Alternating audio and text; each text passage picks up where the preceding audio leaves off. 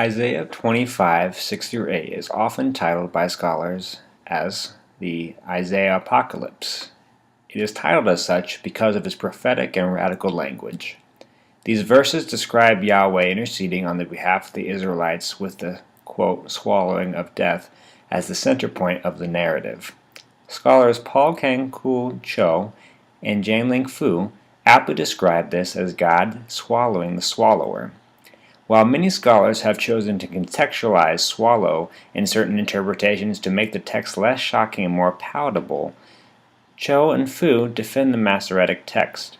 They both believe it is integral to understanding the text properly and is rich in theological interpretation. Cho and Fu first examine the Greek and Hebrew interpretation of the text, specifically verse 8, labeled as an independent clause. This would make death the subject of the verse. An abbreviated interpretation of this text would state, death swallowed.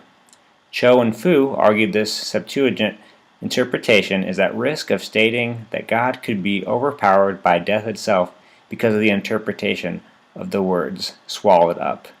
Thankfully, the Septuagint translates this text with a focus on God's graciousness and renders death to surrender to God.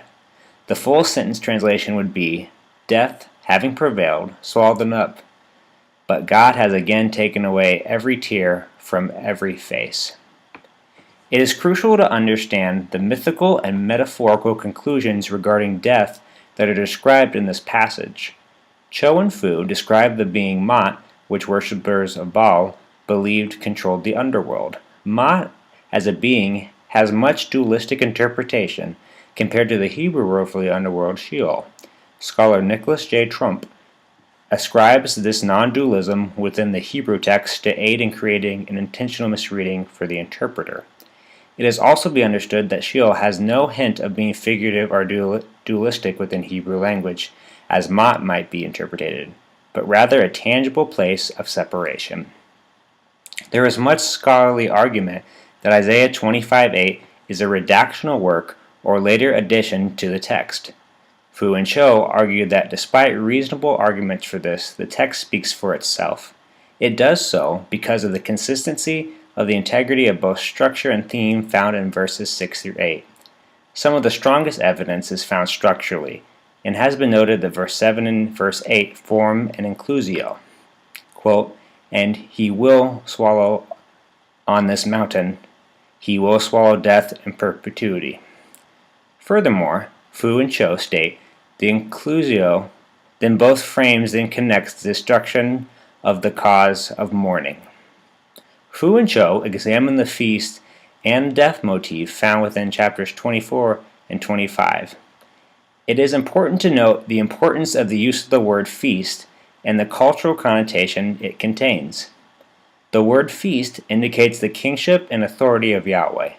There is also numerous people groups who are included in this passage.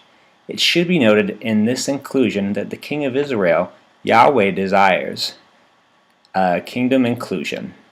This kingdom is full of wealth and is lacking in no area. The phrase, he prepared them a feast, found in chapter 25, has many historical connotations. It has thematic echoings later in the same chapter and in Isaiah 24, verses 1-3. This is referencing Lot hosting angelic host, and this is found in Genesis 19, verse 3, Genesis 26, verse 30, and Genesis 40, verse 20. There is the same syntactical construction in Isaiah 25, verse 6. What makes this construction unique is instead of Lot being the host, Yahweh now takes this role.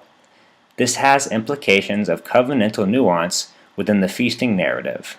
Judgment is also a part of this feasting narrative, hence the swallowing by Yahweh mentioned earlier. Fu and Cho contend that death will be the ultimate thing judged by Yahweh for the commencement of Yahweh's kingdom. Thank you.